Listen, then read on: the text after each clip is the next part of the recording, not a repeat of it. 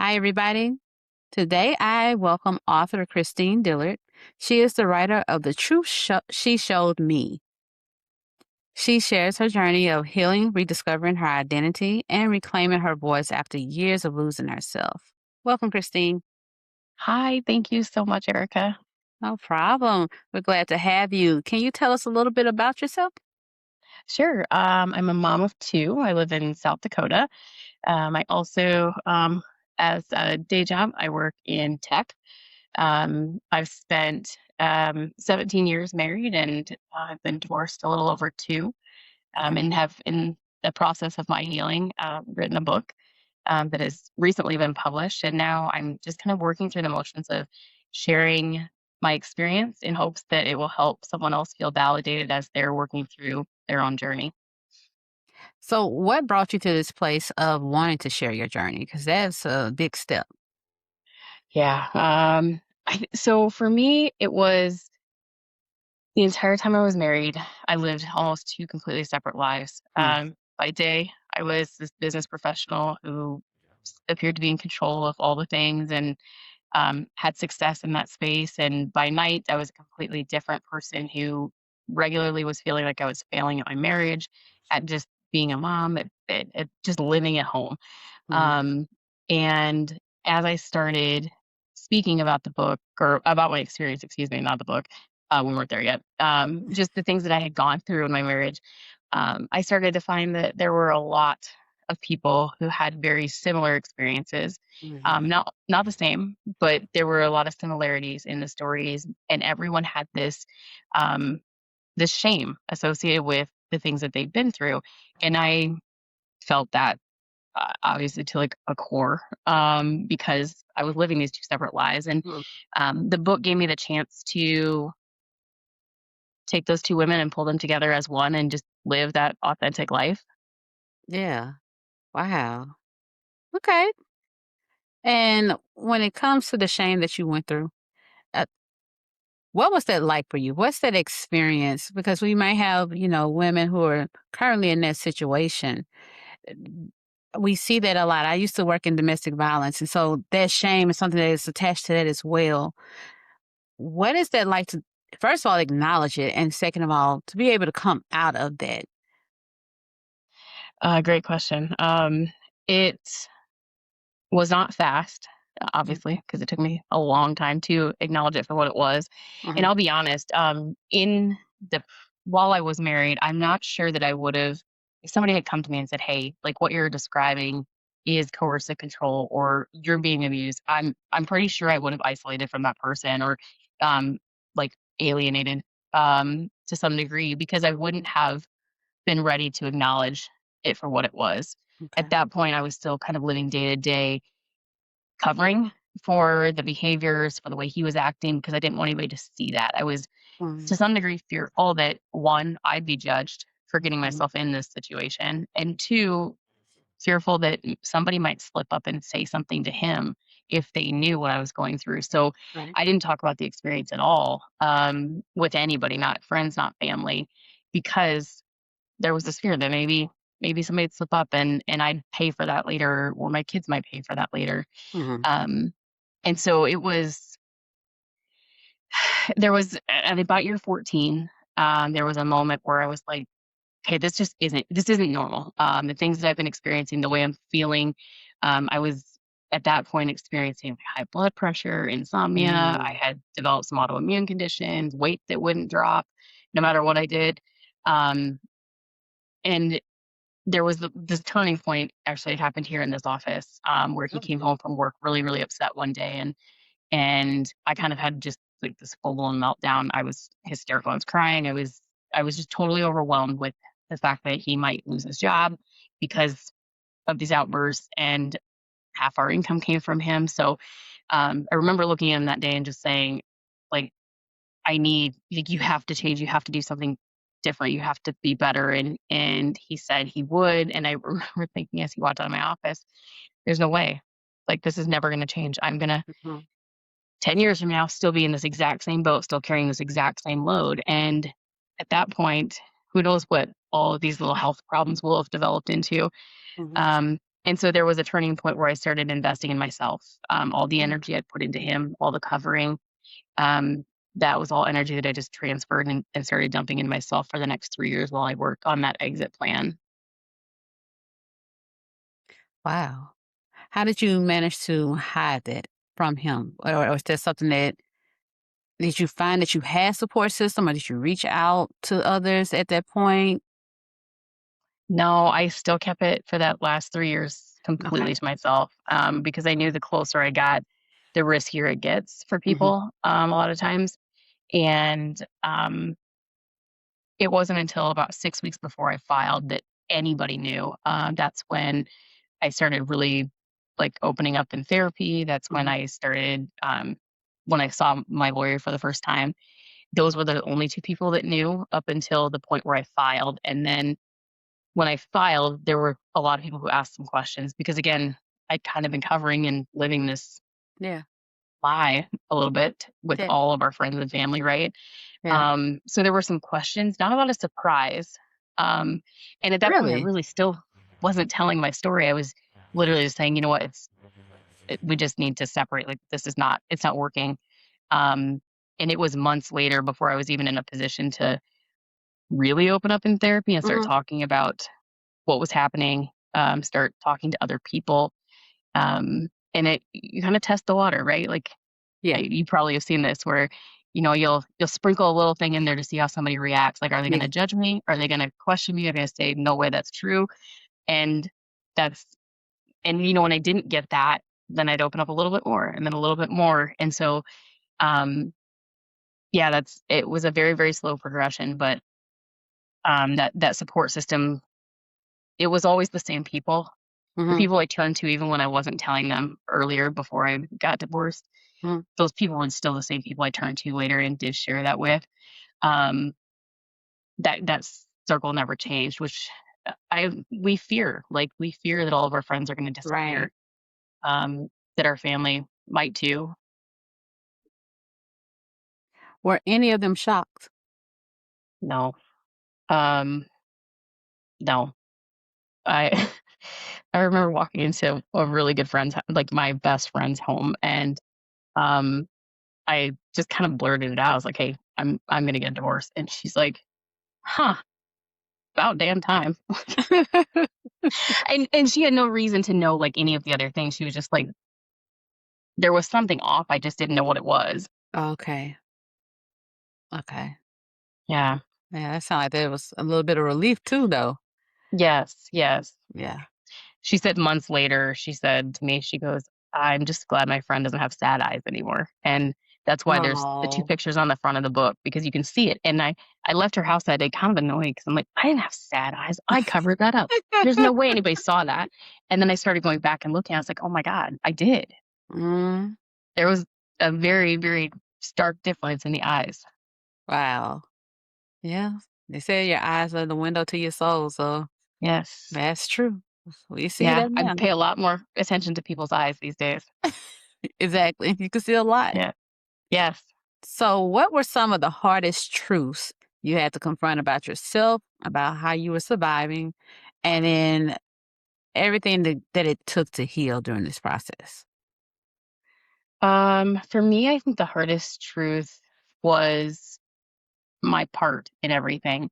Mm, I mean, there's a reason I landed in this relationship. There's a reason that at one point that he was like like someone I wanted to marry. mhm, And I was young, and I would say I did not understand what it meant to like love yourself. Did I have confidence? Yes, but did I love myself? Absolutely not. mm, Um, And there are things that as I adapted my behavior throughout the marriage that we can argue was like me living in survival mode and all of that. But mm, at the end of the day, I can tell you 6 months in, we had a very direct conversation where I had witnessed an interaction between his mom and his dad. And I mhm. remember looking at him and saying, if you ever speak to me like that, we're not going to be married. And that was 6 months in, and we were married 17 years. So there are things that for one reason or another that I did, that enabled some of the behavior. Like, I didn't stop it, I didn't leave, and I don't blame myself for that because you do what you can with what you have, right? Mhm. But there is some acknowledgement. I needed to do some work when I came out of this, knowing that I didn't respect myself in some ways and I didn't love myself. Like, that's where that started, and that was probably the hardest thing to work through, Mm. of everything, because that was my piece and my part. Yeah. Um, Learning to trust myself again was hands down the hard, and I still don't know that I, am 100% of myself, but I still question decisions. I still like, is that my gut? Is that my like, is that am I Right. just excited about this? Like, trying to decipher that and find that discernment has been interesting, and that takes a lot of time of, like, being alone and, like, Right. getting to know yourself.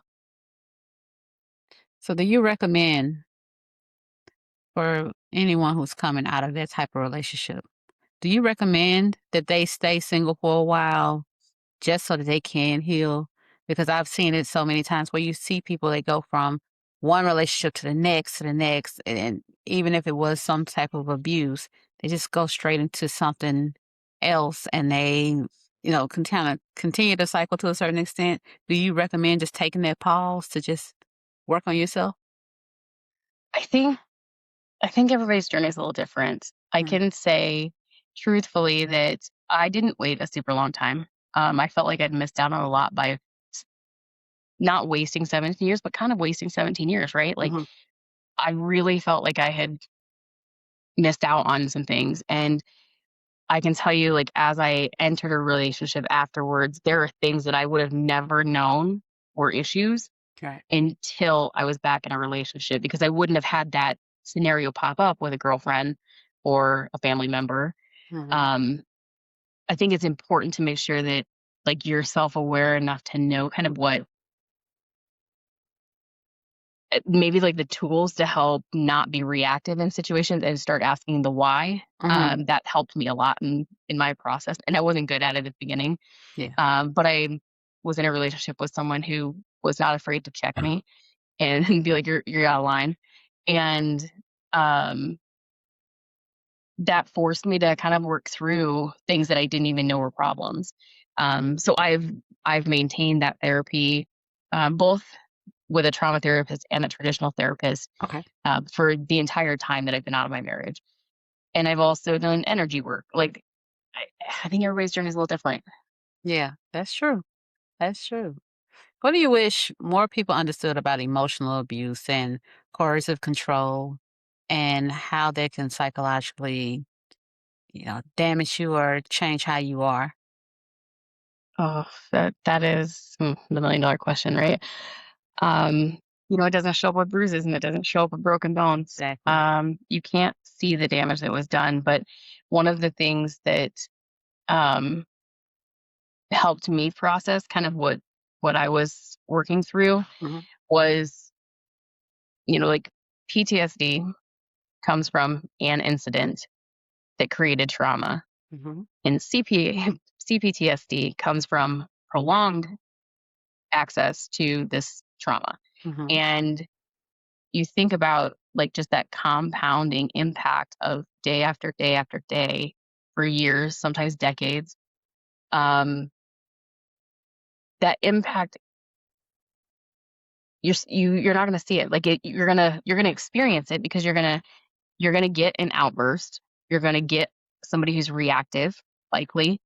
Mhm. Um, you're going to have these scenarios that are kind of unexplained. And I think there's a lot of patience that needs to go into, like, just being open to understanding what's happening with people. Right. Because it's not even in just domestic violence scenarios, right? Like, Mhm. this runs the gamut, really. If we were just a little more curious about people, Yeah. we might learn a lot more. You can't see it, and so it's really, really hard for people to be like, "Oh, yes, you've been abused." Okay, well, I still have panic attacks when I hear an angry man yelling at anybody, even if it's, like, Mhm. not it's the tone, it's not even that they're angry, it's the tone that they use in the raised Right. voice. Like, I will still have a panic attack today, 2 years later, and I'm still in active therapy. So, the thing to understand is like you can't just turn it off because you're gone. Right. These things live with us for who knows how long. Mm. Um, there's just like I totally rambled on your question, but there's just the thing I would want people to understand is that just because you can't see it doesn't mean it does not exist. Right. Right. And that it doesn't have an impact. Yeah, Sometimes yeah, it does. A big one. a huge one. And, we're dealing with gaslighting, we're dealing with those type of manipulations. How Yeah. did that impact while you were in it? How did that impact your identity and your confidence and then even your relationship with yourself, over that time period? 'Cause did it before I ask that one, did it start in the beginning of the marriage or were y'all married for a little while and then it started? The It escalated over the time that we were Okay. married, but there were signs very early on. Okay. Um, Little things like, and that's the hard thing about this type of abuse is it's like micro cuts, right? So Mhm. he would comment on my weight, one way or the other, too high, too low.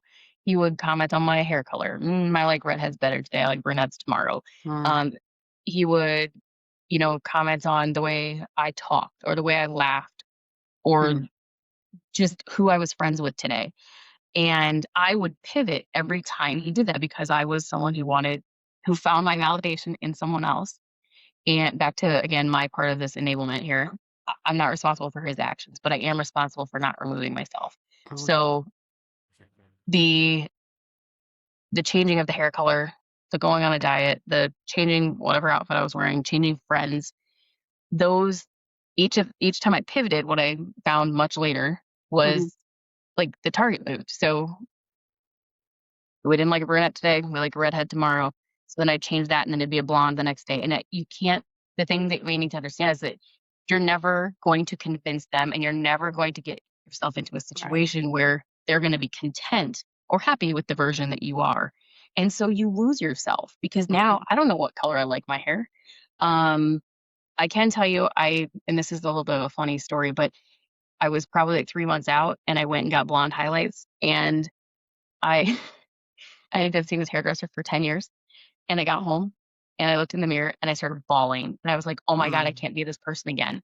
yeah. Because for a lot of my marriage, I was blonde, and she's like, "Please come back tomorrow, like, we'll fix it, it'll be better, it'll be fine." And what we don't realize is, like, I wouldn't have known or recognized myself as that person if I hadn't have gone blonde. So, Right. um, it's just one of those things where you don't even know until you experience something that, "Oh, geez, I lost that part of me too." Mhm. Um, I can tell you I probably will never be blonde again. Um, Understand. yeah, so you lose yourself. You don't know what your favorite color is anymore. You don't know what your hobbies are because everything you do is centered around keeping them content and keeping them from acting out or retaliating or abusing whatever. Um, so you assume like this chameleon role, whatever they Mhm. like, you like, and Right. you lose yourself. Yeah. Those who have children, because you have children, and they are in a situation, uh, some will say, "Well, my kids, I wanna make sure I'm here for the children and we stay together for the children." What do you say to those women who they know that it's something wrong, it's not right, and they need to leave? How would you help them navigate through that when it comes to saying with that same line, "Hey, I had to stay here for the kids, the kids are important, I wanna make sure that they're okay." How do you help that woman understand that it will still be okay afterwards and that the children will still be okay too? Like, how would you help them? That's such a That's such a, like, tough question for people. It Mhm. was I struggled with it, right? Like, I wanted the family. I wanted my kids to have the family, and I stayed, for as long as I did for the kids, but for a different reason. Okay. And I think this comes down to, like, you have to have a plan. Like, for a lot of people, you can't just, like, walk out the door tomorrow. And Right. one of the biggest or the most important things for me was making sure that when I left, that both of my children would be old enough to be recognized in the court system Mhm. If we got to a point where we were battling for custody, they would have an opinion and it would be acknowledged. And so in South Dakota, that's roughly the age of 12, and my youngest was 12 when I finally left. But I waited for that very reason because I didn't want to be in a situation because at least while we were in the same home, I Right. was there 100% of the time. And if we split 50-50, that's 50% of the time my kids would have been in a home where I couldn't make sure that they were safe. Mhm. And I didn't trust him. And so the safer thing was, at least during those next few years, to redirect that anger in the home to me. Was it the right decision? It was the right decision for me. Right. It may not be for everybody. I would say if my kids would have been the thing that would have been game changing for me that I wish I'd have done differently is I wish I would have gotten the paper trail sooner. I Mm. wish I would have documented things. Even if there's no assault, you can still report things to the police department and it's on record that there was a report. And you start to build the report that creates the pattern for Okay. documentation that can be used later. And I'm not a lawyer, I'm not giving legal advice, but Right. I'm just saying I wish I would have done these things because I think those would have helped me leave sooner, but I didn't know what I didn't know. That's true. And there's just yeah. On the other side, I will say, if your kids are gonna be okay. Your kids are going to come home someday, and they're gonna realize that home wasn't the house they grew up in, it Mhm. wasn't the house that mom and dad were in. It's the person that feels like home, that feels safe, and there was a time about 3 months out where both of my kids came home at different times and were like, "Our house just feels so different now." And we still live in the same house, and, Yeah. um, that was one thing that was really important to me, and it was ridiculous to be that important to me that they stayed in the same house because at some point they both said, "Why are we still here? Like, can't we have a fresh start?" So Right. you do what you do when you do it, like, and you hope it's the right decision. You'll never get it perfect, but Mhm. ask yourself, if my kid was in this situation, if my daughter was in this situation, would I want her loved this way? Is this the Mhm. example of love that I want her to see? I don't care if they ever see a man love me again. Right. Um, I want them to see me love me because I want them to love them so that they don't end up in this same cycle. Mhm. That's good wisdom. I like that. So a lot of people don't ever put themselves in their children's shoes like that. They never focus on would I want this for my baby? Would I want my kid to go through Yeah. this? So that is a very good way to look at that. And so what does authentic healing look like to you? When someone says I'm healing, um, how will they know that they're actually doing it? Ooh, I know for me. Mhm. Um, for me, it wasn't one thing. Like I said, I did a lot of different things. Um, Probably the most valuable thing that I did was spend time alone, a Mhm. lot of time alone, because that's real uncomfortable to start with because there's nobody standing there or sitting next to you that's making your heart race that you're like, "Oh, I gotta get up and do something because you Right. gotta get in front of the next problem that might show up." Um, so sitting with yourself to try and figure out what peace feels like, Mhm. um, it takes time, a lot of time. And whether you're in a relationship or not, like when you first come out or soon after, um, that alone time, like if you can't answer the questions, like for me, that was the thing that started to help me say, okay, I'm on the right path. It Mhm. was, do I know who I am? Like, do I know what my favorite hair color is? Do I know what my favorite color is? Food? Right. Do I know my favorite food? Um, like, do I know me? And if I don't know me, how can anybody else know me or love me for that matter? Because who am I? Right. And what version are they getting? Right. That's true. That's important. Do you Yeah. feel like you're getting to that place where you know all of you? Um, I think I'm getting to know the current me. I think it's Mhm. evolving.